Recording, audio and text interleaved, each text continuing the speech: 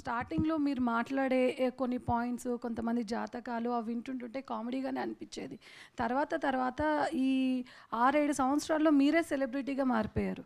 So మీరు జనాలని జాతకాల పేరుతో సెలబ్రిటీస్కి అంటే 10 జ్యోతిష్ జాతకాలు చెప్పి దాంట్లో ఒక్కటి కరెక్ట్ అయితే నేను ఇది కరెక్ట్ చేస్తాను అని చెప్పేసి అసలు చాలామంది యంగ్ అమ్మాయిలతోటి మీరు పూజలు చేయిస్తున్నారు. అసలు మీ పట్ల ఇప్పటి వరకు ఏ చట్టాలు యాక్షన్ తీసుకోలేదు అని చెప్పేసి మేము ఫీల్ అవుతున్నాం యాజ్ అ జర్నలిస్ట్గా. సో అదొక ఎత్తు అవుతే వీణా వాణి గారికి మంచి గుర్తింపు, మంచి పేరు, అసలు ఆవిడ మ్యూజిక్ ఇండస్ట్రీలో ఆమెకంటే ఒక పేరుంది. సో వీణా గారు, మీరు వీణావాణిగా మాట్లాడగదలుచుకున్నారా, వేణుస్వామి భార్యగా మాట్లాడదలుచుకున్నారా? అదొకటి మీరు క్లారిటీగా తేల్చుకోండి. ఎందుకు అంటే ఈయన చేసే మాటలు, ఈయన చేసే జాతకాల వల్ల చాలామంది నష్టపోయారు, బాధితులు అయ్యారు. మీకు అర్థం కాదా? మీరే చాలా కేస్ స్టడీస్ చూస్తున్నారు కదా. మీరు ఈ మధ్యన ఒక వీడియో రిలీజ్ చేశారు. ఏంటంటే నేను ఒక జర్నలిస్ట్ని కదా, మీరు మా పట్ల చూస్తున్నారు, సొసైటీ పట్ల చూడట్లేదు. సొసైటీ పట్ల కూడా చూస్తున్నారండి, అది మీకు అర్థం కావట్లేదు. మీ పట్ల చూస్తున్నారు అంటే మీ బిజినెస్ దెబ్బతింటుంది అని చెప్పి ఈరోజు మీరు వచ్చి బయటకు మాట్లాడడం అనేది కరెక్ట్ కాదు. యాజ్ అ జర్నలిస్ట్గా మాకు రైట్స్ ఉంటాయి, మేము ఎవిడెన్స్ ఉంటేనే మాట్లాడతాము. ఈవెన్ మూర్తి గారు కానీ ఎవరు కానీ ఎవిడెన్స్ ఉంటేనే ఆ ఎవిడెన్స్ని బట్టి టెలికాస్ట్ చేస్తారు. ఇప్పుడు మీరు చేసిన వాయిస్ రికార్డింగ్ ఏదైతే ఉందో అది మీరు రిలీజ్ చేశారు. ఈవెన్ మీకు ఆ రిలీజ్ చేసింది వాస్తవం అంటే మీరు పిఎస్లో తేల్చుకోండి, డిపార్ట్మెంట్లో మాట్లాడుకోండి. అది కూడా కాదు, ఇది మీరు ఫేక్ ఆడియోని మీరు క్రియేట్ చేశారా, అది ఒరిజినలా అనేది మీరు అక్కడైనా తేల్చుకోవచ్చు, లేకపోతే ఆప్షన్ కూడా మాకే ఇచ్చేయచ్చు. ఎందుకంటే తెలంగాణ ఫ్యాక్ట్ చెక్కర్ అసోసియేషన్ ఉంది, ఫోరెన్సిక్ డిపార్ట్మెంట్ ఉంది. దాంట్లో ఎవరు ఆడియో రికార్డ్ చేశారు, ఎవరు ఆ పర్సన్ అనేది మేము కూడా క్లారిటీగా తెలుసుకుంటాం. అండ్ అది కూడా కాదు అని అంటే మీరు ఒక ఆడియో అంత ఏడ్చుకుంటూ పెట్టారమ్మా, మీరు ఒక ఆడపిల్లగా అంత ఏడ్చుకుంటూ పెట్టారు. ఆడపిల్లగా మీరు పెట్టినప్పుడు మీరు ఎవరిని నిందిస్తున్నారు? మీ భర్త ఎవరిని ఉద్దేశించి మాట్లాడుతున్నారు? బిజినెస్ పరంగా 100 ఆరోపణలు వస్తాయి, లైట్ తీసుకుంటారు. ఒక పేరు, ప్రతిష్ట, ఒక ఫ్యామిలీ, వాళ్ళు ఎన్నో ఏళ్ల నుంచి వాళ్ళకున్న గుడ్ విల్ని మీరెవరు బ్యాడ్ చేయడానికి, విడిపోతారు అని చెప్పడానికి మీ హస్బెండ్కి ఎంత రైట్స్? మీరు మనుషులే కదా, సొసైటీలో మీరు కూడా అందరికి ఉండే రైట్స్ మీకు ఉంటాయి. ఉమెన్ రైట్స్గా మీకు ఎట్లుంటాయో మాకు అలాగే ఉంటాయి.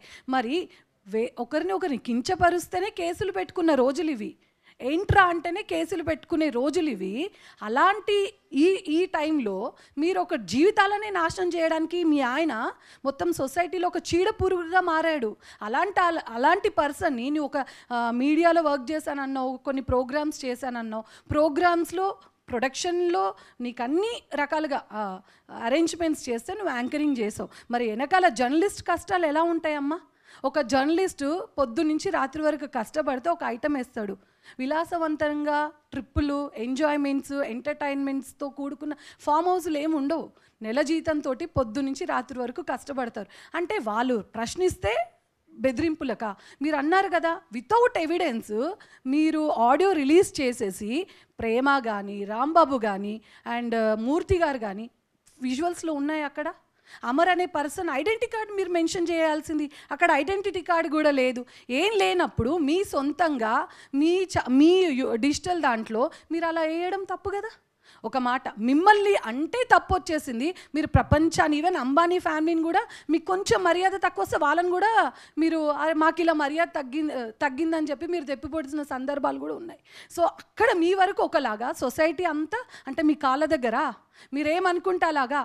కేవలం జ్యోతిష్యం పేరుతో మీరు చేస్తుంది దందా కాదా? మరి వీణావాణి గారు, మీకు ఇంత సెలబ్రిటీ హోదా వచ్చింది కదా, మరి మీ భర్త ఒక అమ్మాయిని, సమంతానే కావచ్చు, రకుల్నే కావచ్చు, అందరిని అన్నారు. మరి అదే భర్త మీ జాతకం గురించి చెప్పించుకోండి, మరి మీరు ఉంటారా? ఇప్పుడు ఇన్ని ఆరోపణలు వచ్చాయి కదా, ఎన్ని సంవత్సరాలు మీ ఇద్దరు కలిసి ఉంటారు? అలా ఎవరైనా ఏ సోషల్ మీడియా అయినా మీ గురించి చేశారా? ఎందుకు ఇతర ఆడవాళ్ళే కానీ జర్నలిజం మీడియా రంగాన్ని మీరు బురద జల్లుతున్నారు? మాలాంటి వాళ్ళం కనీసం ఉండడానికి నీడ లేని వాళ్ళం కూడా ఉన్నామమ్మా. జర్నలిస్ట్ సంస్థల్లో చాలామంది కష్టపడుతున్నారు. విత్ ఎవిడెన్స్ ఉంటేనే వాళ్ళు ఆరోపణలు చేస్తారు, మాట్లాడతారు.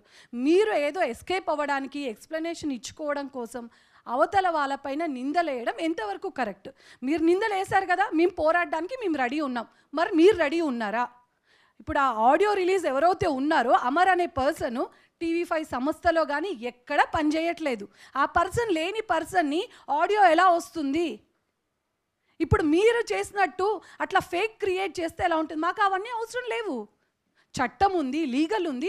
మీకు ఇన్ని ప్రాబ్లమ్స్, ఈవెన్ బెదిరింపులకు వాళ్ళు పాల్పడినా you have any all rights మీకు ఉన్నాయి. మీరు ఉమెన్ కమిషన్కి వెళ్ళి అక్కడ ఎక్స్ప్లెనేషన్ ఇచ్చుకోండి, అండ్ డిపార్ట్మెంట్కి వెళ్ళండి, లీగల్కి వెళ్ళండి, ఇన్ని ఉన్నాయి. మీకు తెలీదా? లీగల్ టర్మ్స్ తెలీదా? డిజిటల్ మీడియాలో ఉన్నప్పుడు ఒకరి వ్యక్తిగత జీవితం పైన అసలు ఇవ్వడం కూడా తప్పే. డిజిటల్ మీడియాలో యూట్యూబ్ ఛానల్స్ కూడా ఇవ్వద్దు. డిఫమేషన్ కేసు పడుతుంది. మీ భర్త పైన ఎన్ని డిఫమేషన్ కేసులు పడాలి?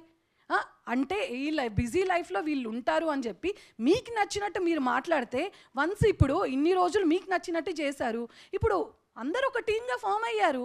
ఫామ్ అయినప్పుడు ఆయన చూసుకుంటాడు. మీకెందుకమ్మా?